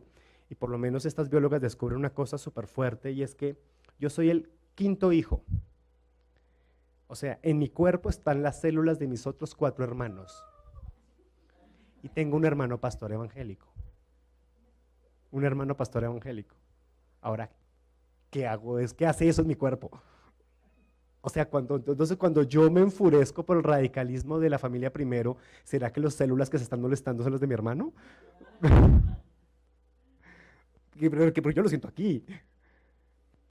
O sea, creo que la palabra simpoiesis recoge un poco lo que querías decir con la palabra compenetración. Tal vez se debería quitar la palabra interdependencia, porque también hay que decirlo, la palabra codependencia y la palabra interdependencia han sido territorios de la administración neoliberal y de la producción discursiva neoliberal. Y pues está cabrón. Tendríamos que, como queremos construir otros relatos, habría que producir otros relatos y producir otros conceptos. Y lo que me gusta de tu ejemplo es que tal vez esos conceptos no surjan de la historia intelectual académica, sino que a veces surgen como lo hace claramente Jimena y Marco. Surgen de estar conviviendo con las personas. Esto sería otro ejercicio. O sea, ellos no hacen una definición académica, ellos van y hablan con las personas que dicen que hacen autogestión y hacen un diagrama a lo Simón Rodríguez explicando para estas personas qué es autogestión. Luego, como esto se puede reinventar, yo agarré eso y dije, no somos personas solamente, somos entidades vivas, o sea, las entidades vivas se autogestionan. Entonces tal vez habría que pensar eso. Ahora, con respecto a la rabia, hay algo que me parece, el enojo.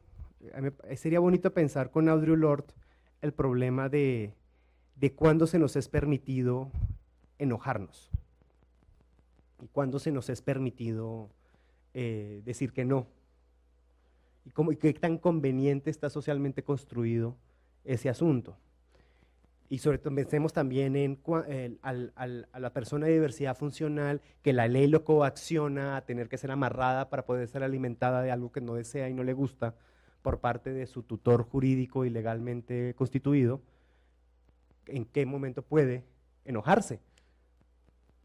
Está muy fuerte, porque yo lo he trabajado siguiendo a Sara Hadmed, y implica un poco también permitirse la capacidad de error y de errar, y de incluso si tienen que decir que eres la histérica del grupo, pues sí, soy la histérica del grupo, y está bien. Lidia con ello, o sea, porque aquí me van a tener.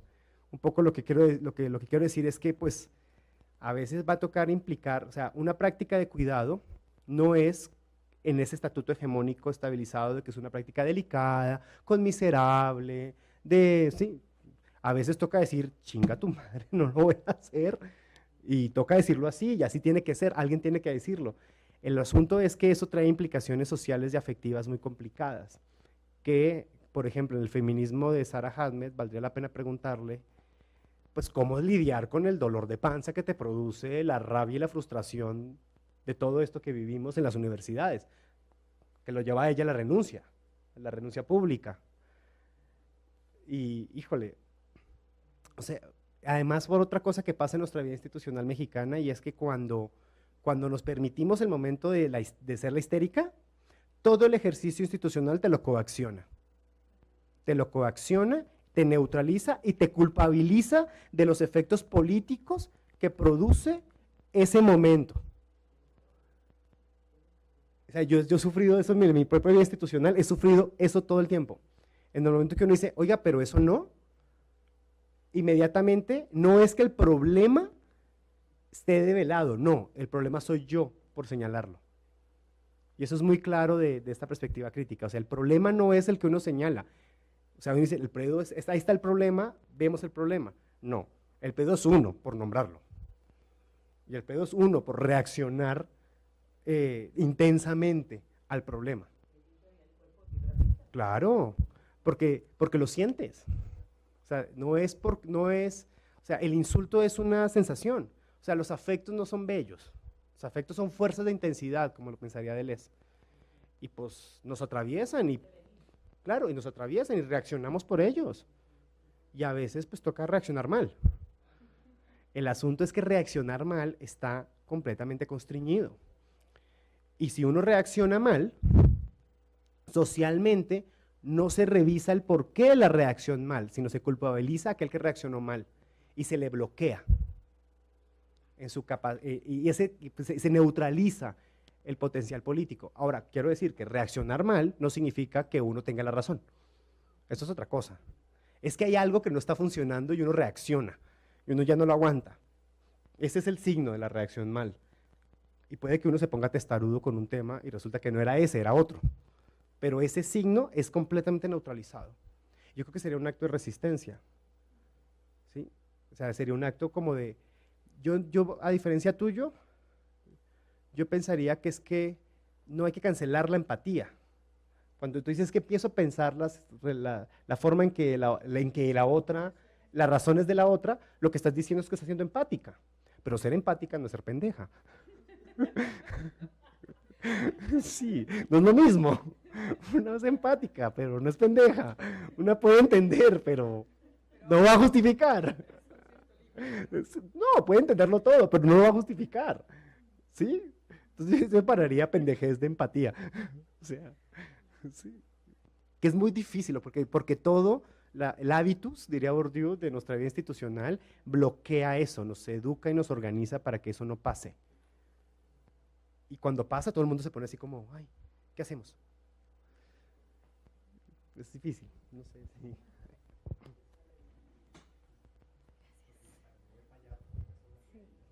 Hola, pues es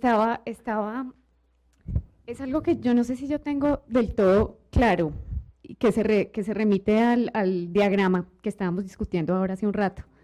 No, el diagrama de ustedes, el diagrama sobre cuidado, el que parece un fractal. Sí, ese.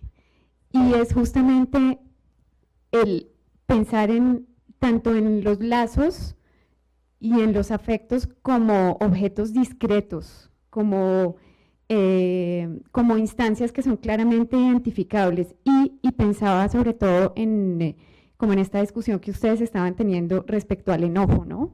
Pensar en el enojo como una emoción que es discreta, identificable, clara, que se siente casi que en un lugar del cuerpo específico, pero que a la vez es pasajera, ¿no? Y yo pensaba que sí, pero también en relación como al enojo y todas sus variaciones, a la alegría y todas sus variaciones, a la tristeza, es decir, que son emociones que no son propiamente afectos. O sea, que el afecto tal vez es una cosa más compleja que es como todo el ensamblaje de la situación, que no se reduce solo a la emoción, sino que la emoción tal vez forma parte del afecto, que es algo como que está entre quien produce la emoción, quien siente la emoción, los cuerpos que están en medio, ¿no? Entonces yo quería ver si de pronto tú tenías ideas sobre cómo tampoco reducir un afecto a una emoción.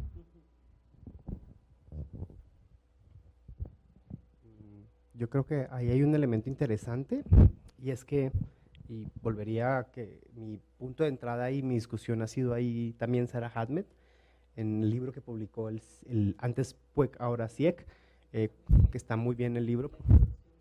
Elena está increíble, le quedó muy buena, porque Elena sitúa muy bien esa discusión que estás proponiendo. Nosotros estamos pensando en afecto aquí, como esa intensidad afectiva, que de hecho ahí se tendría que desenvolver a los problemas de la empatía y a los problemas de la empatía, simpatía y compasión, que son mucho más complejos y que tienen todo otro bagaje que es importante. También hay que decir, a mí no hablaría ni por Chantal, ni por Marcela, ni por Luis Miguel, ni por las demás personas que estamos discutiendo esto día con día en nuestra labor de trabajo, pero para mí yo no cancelaría la compasión. La compasión me parece que es una emoción muy interesante, pero sucede por un proceso afectivo, que es muy diferente a la conmiseración. La conmiseración implica otro estatuto ético, otro tipo de relación, y implica también un lugar que a mí me incomoda mucho, del que la siente frente al que la produce. Porque parece que el que la produce está en un lugar de debilidad, de subalternalidad, de pobreza, etcétera, y aquel otro que se siente chingón, siente que puede hacer algo por ese otro, llámese política desarrollista, y entre otras más. Entonces, habría que develar eso. Nosotros no la pensamos, este diagrama, en términos de emociones. Tendríamos que regraficarlo. Ahora, lo que buscaba, sí, es desplegar, porque yo estoy de acuerdo contigo, afecto, a mi modo de ver, no es emoción, aunque son nociones indisociables. Este asunto que hace Brian Massumi de que decir que afecto es una cosa y emoción es otra, a mí se me hace que no termina funcionando, porque uno le puede decir a la gente, ay, qué afectivo eres, y no está pensando si soy pura intensidad. No, está diciendo, ay, es porque te quiero. O sea, eso es lo que va a decir. Pero yo creo que tiene que ver más como con un asunto de localización, Ajá. que lo que es interesante del afecto es que tú no lo puedes ubicar, que es una cosa que no puedes del todo, que es irreductible, o sea, que es casi que inenunciable. Sí, ¿No? en ese sentido, Emoción, sí. lo que me gusta de Sueli es cómo ubica el cuerpo vibrátil desde el lugar subcortical. Y es que es un tipo de cognición, el afecto es un tipo de cognición para Sueli que opera en un cuerpo que no es el cuerpo léxico. El cuerpo léxico es el cuerpo de las emociones. O sea, pero lo que pasa es que también cuando decimos subcortical y cortical, o sea, el cortical opera de una manera, el subcortical en otra manera, ya lo llama el cuerpo invisible, la mirada ciega, etc. También lo que pasa es que decir cortical y subcortical ya funda una división. Pareciese que fuesen sistemas cognitivos diferentes. No, es el mismo sistema cognitivo, es el mismo cuerpo, con todas las células de sus hermanos y perros y gatos y pájaros y vecinos y la salmonellosis del taco de la esquina, que ayuda a pensar, de hecho ayuda a pensar, todo, o impide pensar, todo eso funcionando en un camino o en otro, o a veces funcionan los dos caminos simultáneamente. ¿Sí? Eso es lo que me parece interesante. Además, desjerarquiza ese problema del problema de la mente. O sea, no es que sea un problema de la mente, sino que el cuerpo es mente. O sea, hay un saber del tacto, que no es que pase al cerebro, sino que es la complejidad del todo cuerpo. A ese me gustaría denominarlo el afecto. Intensidad, lo pensaría Deleuze y Guattari en el libro sobre qué es la filosofía. Las emociones implican también estrategias de socialización, que en el cuidado son muy importantes, porque en el cuidado, este asunto del tacto, si bien queremos emanciparnos de que todo cuidado es delicado, sí es muy importante el temperamento del cuidado. De hecho, Encarnación Gutiérrez demuestra que el trabajo doméstico en Europa importa mucho por el tipo de energía afectiva que dispone la trabajadora doméstica en la casa que limpia. Y que esa energía que deja su cuerpo lavando trastes, limpiando pisos, organizando baños, tendiendo camas, esa energía que dispone es una energía que a los que viven ahí les acoge. Entonces utilizan frases como de, es que es el hada del hogar. ¿Por qué? Porque ese acoger, ese temperamento del acoger produce un estado de satisfacción y un estado de bienestar perceptivo, anímico, en las personas que habitan el hogar que ha sido limpiado.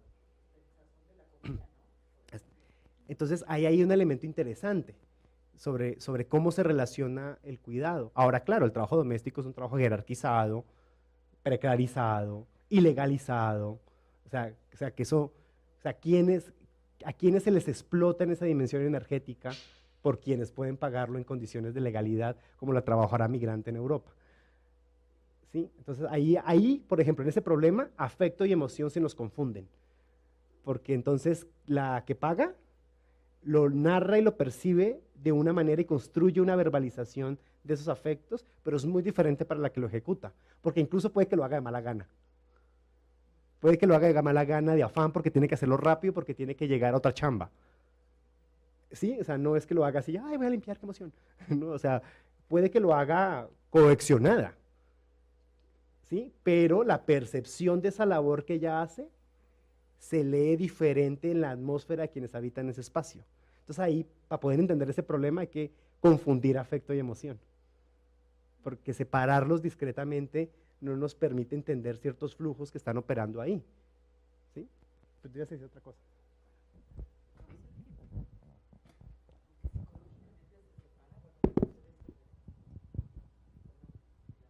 No lo sé, no sé. no sé, pero estaba pensando que tal vez la emoción podría ser como, como esa colonización del lenguaje sobre algo, como intentar fijar algo que de pronto no se deja fijar, ¿no? Que es como casi que lo animal, en cierto sentido lo animal, ¿no? O lo indomable, lo salvaje, que es eso que emerge a pesar de nuestra voluntad y que al nombrarlo lo domesticamos de cierta manera, pero es solo como un pensamiento. Se le permite representación. Sí, algo que es importante que creo que sí vino a caer incómodamente el libro de Sarah Hartman, de Culturas Políticas de las Emociones, es que cuando ella analiza las emociones, no como algo bueno, sino analiza el miedo, en clase que es un libro sobre las manipulaciones económicas y políticas del Estado, que eso es interesante. Lo que analiza de las emociones también es su capacidad de representación y el poder que tienen las representaciones, y eso me lleva al sí y al no en Colombia. Hay un libro de Andrei sobre la emoción del no, acerca del plebiscito en Colombia. Y cuando hablábamos ahorita de que el no en Colombia, cuando hablamos de este asunto de Doris Salcedo, ¿por qué ganó el no? Cuando incluso muchas de las gentes que votaron por el no ni siquiera eran de la mismo o están convencidos del mismo partido político que estaba promoviendo la campaña del no. Era porque se les construyó una serie de representaciones que operaban anímica y emocional y afectivamente sobre su juicio. Y se crearon verdades argumentativas que producían efectos de realidad. Entonces lo que hace Andrei en ese libro, que es muy interesante, es que analiza cómo los del no se dieron cuenta que el territorio de la batalla no era el territorio de los argumentos sensatos, ni de las verdades, ni de lo que estaba firmado el acuerdo. Sí, que no era desmontar el acuerdo que ya estaba siendo firmado en La Habana, sino era su territorio de lucha, eran las emociones de los votantes. No solo el miedo, también el activar el fantasma del que el guerrillero es un agente de izquierda, que es ladrón, que es corrupto, que es… Por ejemplo, hoy salió una serie de memes acerca de Petro, que es el candidato de izquierda en la elección de este domingo en Colombia, diciendo que como era izquierda, el meme lo dice claramente, dice… Gustavo Petro es un exguerrillero, por lo tanto no puede contener su libidinalidad, por lo tanto es un violador. No, sí, y así lo estamos viendo en redes sociales hoy. ¿Por qué? Porque apareció una chica que dice que es su hija. Pues podría que lo sea, pero el argumento de que exista una hija extramarital se convierte en el argumento de que el güey no puede controlar sus impulsos sexuales. Y que fue con violencia. Y luego dicen que pobrecita la esposa, lo que debe aguantar. Así, o sea, es el tipo de territorio, o sea, ¿se dio cuenta la derecha en Colombia? Es que el territorio de lucha no eran los argumentos ni la política de hecho, no, sino eran las emociones de los votantes. Y ahí está cabrón. También con el aborto, o sea, toda la agenda de la familia primero, todo eso también tiene ese territorio de manipulación emocional, que es muy complejo, porque contamina, como dice Sarah Hartman, es que contamina. Llega un momento en que uno empieza a sentirlo y uno dice, hijo, ¿el por qué? Si le conozco y no debería ser así, pero… ¿sí? No sé quién más. ¿Hay alguien más? Intentamos siempre más. No me quedé pensando cuando hablabas de este ejemplo de alguien parapléjico, en lo jurídico se le llama que está en estado de interdicción. Interdicción, sí. Sí, esa palabra, o sea… Esa palabra es fuerte. O sea, porque me quedé pensando, ¿no? ¿A dónde nos lleva esa palabra? Que en últimas es una estrategia de representación que sitúa qué puede y qué no puede ese cuerpo, igual que empleada doméstica. Cuando te digo que está muy bien que la empleada doméstica en Colombia tenga sus empleadoras y empleadores tengan que reconocerle seguridad social y pensión y reconocerle un trabajo digno, está muy bien, pero ¿qué permite y qué impide el estatuto de empleada doméstica? Porque empezando es empleada doméstica, ¿hay empleados domésticos? Ya la categoría empieza a ser así. Híjole, y es muy difícil. Y además es que hay un elemento que es importante y es que en las disputas a veces tenemos que llegar a acuerdos parciales. Porque lo que las feministas del trabajo estaban defendiendo en Colombia era el reconocimiento del trabajo doméstico como una labor importante que de hecho participara de la economía nacional. Y eso es un ejercicio de representación y de agenda política muy poderoso. Es decir, a ver, que los güeyes se vayan a trabajar comiditos y con ganas de chambear es igual de importante que chambeen. O sea, la labor de su madre, que se encarga de que, pensando en familias donde todavía se vive con los padres, etc. O sea, la labor de la madre en la casa es una labor importante para la economía, para la satisfacción, para los estados de ánimo, para la producción. O sea, se vuelve estratégico decirlo para la producción, pero en últimas es reconocerle dignidad al trabajo y a la labor. Y eso implica entonces que pues ya no puede ser subestimado.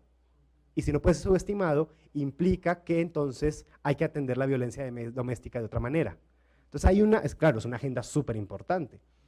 El pedo es qué hacemos con lo que no nos alcanza la categoría. Y esos lugares donde la categoría no alcanza. Claro, y no es que ellas estén mal, no es que las feministas que lo lograron estén mal. No, claro que no, están muy bien, lo pensaron muy bien. El asunto es que la propia vida siempre deja espacios donde no alcanza. Por eso me gusta esta imagen de Corita Kent, que es muy bonita porque ella era monja. Era una monja hippie de los 60s, y hacía grabado como Warhol. Y me encanta eso. Y es, I care about all, freeway, pero en últimas es un enredo, porque es como, encargarse de todos, como estar en el freeway, es entrarle, pero a la vez es una curva, y luego tiene todo este statement abajo que ustedes no ven muy bien, que es un poco que dice, I take care of everything I can't. O sea, me puedo encargar de lo que pueda. Y es muy interesante porque es una monja en los 60s, por solidaria del movimiento feminista y del movimiento estudiantil del 68. No sé, me parece siempre una bonita coda. Cuando hablas de vivir mejor, ¿no sirve la categoría de la summa causa? Summa causae, ahí sería divino. El summa causae yo creo que es uno de los conceptos de las naciones ecuatorianas, bolivianas, también ha incidido en Colombia con lo del río Atrato, que Adriana ha trabajado, la sentencia que le da al río Atrato, a un río una entidad jurídica, no a la gente que lo explota, no, sino al río, como sujeto de derecho. O sea, el summa causae es potentísimo. El pedo es que el summa causae llega a existencia en una agenda Evo, en una agenda Correa. Entonces, cuando uno revisa, por ejemplo, los compañeros de Flaxo, Quito, que han revisado la realidad administrativa del summa causae, pues también te asustas, porque no deja de ser no deja de ser el Estado haciéndolo. ¿Sí? O sea, y las formas de administración del Estado, pues aunque se nombren summa causae, no dejan de ser herencia colonial. O sea, como proyecto ideológico me convoca el summa causae, pero como realidad práctica implicaría un we are not ready yet, todavía no estamos. Implica como que nos nombran. Que eso es bonito, a mí eso me gusta de Donna, que es como, bueno, evitar el problema no significa que no hagamos nada ahorita. Vamos a hacer cosas que pueden salir bien, pueden salir mal, pero tenemos que encargarnos de nuestras consecuencias. Claro, eso es algo que me gustaría cerrar con esa idea, y es que me vuelve al problema del arte, de los artistas, que me parece importantísimo declararlo y decirlo y seguirlo insistiendo. Los artistas no pueden ignorar las consecuencias de lo que hacen, no pueden estarse justificando en su obra, tienen que encargarse de las consecuencias de lo que traen al y lo que producen las personas. O sea, Doris Salcedo tiene que encargarse de los sistemas de representación que legitima, a quienes nombra y a quienes no nombra. O sea, eso ocurre con cualquier práctica. Sí. No, lo que pasa con el arte es que cree que no hace cuidado, cree que no tiene que encargarse, porque eso es un proyecto ideológico fundamental de la historia del arte y el territorio de los artistas, que se llama el autor, la autoría. El artista hace lo que su vocación le pida, Claramente hay artistas que no, y son los artistas que a mí más me interesan, que no hacen eso, sino que se encargan de lo que les toca encargarse, ¿sí? Pero creo que es importante esa idea de vamos a hacer cosas, las vamos a hacer, vamos a experimentar, pero tenemos que encargarnos de las consecuencias. Pero incluso lo que nosotros estamos pensando en los baños en la ENES es que decíamos, bueno, ¿y qué va a pasar con aquellos que realmente les incomoda muy fuerte? De hecho, abiertamente nos han dicho, yo prefiero aguantarme, unas mujeres nos han dicho, prefiero aguantarme que entrar a un baño donde haya un hombre. No le podemos decir que es antiprogresista, que no.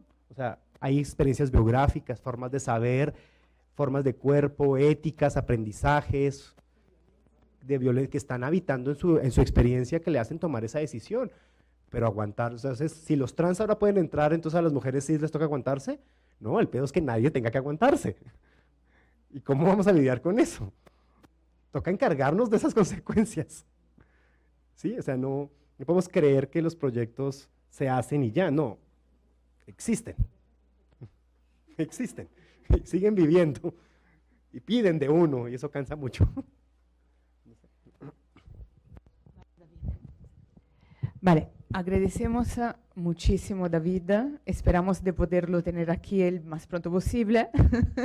Es que está bien, ¿no? Porque nos estamos llenando de sesiones extraordinarias, como hemos dicho con Rafael la vez pasada.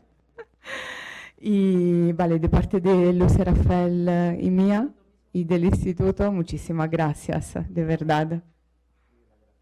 Y del laboratorio, hay todo, y de los baños. Vale, gracias.